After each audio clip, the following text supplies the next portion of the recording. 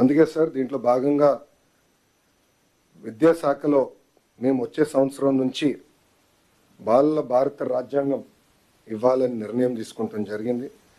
దీంట్లో కాన్స్టిట్యూషన్లో ఉన్న అన్ని కాన్సెప్ట్స్ని సింప్లిఫై చేసి ఒక పిక్టోరియల్ ఫార్మాట్లో పిల్లలకి ఏజ్ అప్రోప్రియేట్కి ప్రధానంగా ప్రియాంబల్ అందిస్తూ ఫండమెంటల్ రైట్స్ ఏంటి, డ్యూటీ, స్ట్రక్చర్స్ ఆఫ్ గవర్నెన్స్ ఏంటి అనేది క్లియర్గా అందించాలని నిర్ణయం తీసుకున్నారు సార్.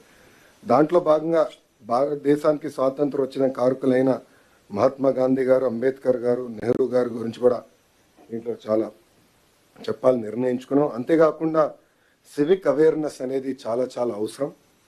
ఒక మాటలో చెప్పాలంటే చదువు పైన బాగా శ్రద్ధ పెడుతున్నాం, మార్కుల మీద పెట్టిన శ్రద్ధ, రెస్పాన్సిబిలిటీ, సివిక్ అవేర్నెస్ మీద మనం పట్టలేకపోతున్నాం.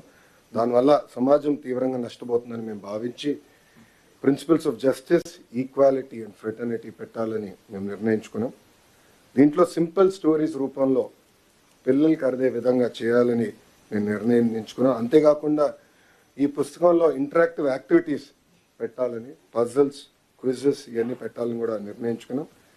అంతేకాకుండా రోల్ మోడల్స్ మన గాంధీ గారు కానివ్వండి, అంబేద్కర్ గారు కానివ్వండి, నెహ్రూ గారు కానివ్వండి, సర్దార్ పటేల్ గారు కానివ్వండి, మౌలానా ఆజాద్ గారు కానివ్వండి, సర్వేపల్లి రాధాకృష్ణ గారు కానివ్వండి, వాళ్ళ గురించి రోల్ మోడల్ సింపుల్ ప్రొఫైల్స్ కూడా ఏర్పాటు చేయాలని నిర్ణయించుకున్నాం సార్. దాంట్లో భాగంగా ఒక కమిటీ వేయాలని నిర్ణయించుకున్నాం. కాన్స్టిట్యూషనల్ లీగల్ ఎక్స్పర్ట్స్ ఒక పక్కన, ఎడ్యుకేటర్స్ ఇంకో పక్కన, children literature authors, illustrators, visual designers, social scientist, civic educators, policy makers, ప్రజాప్రతినిధులు, చైల్డ్ రైట్ ఆర్గనైజేషన్స్.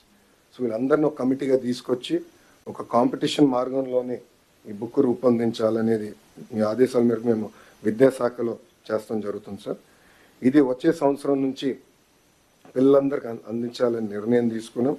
ఇది స్కూల్ కరికులంలో ఇంటిగ్రేట్ చేస్తూ టీచర్కి అవసరమైన ట్రైనింగ్ కూడా అందించి పెద్ద ఎత్తున వైడ్ డిస్ట్రిబ్యూషన్ కూడా చేద్దామని సార్. పబ్లిక్ లైబ్రరీస్ కూడా పిల్లలకి, పెద్దవాళ్ళు కూడా అందుబాటు తీసుకొచ్చే విధంగా చేస్తామని సభాముఖంగా తెలుపుకుంటూ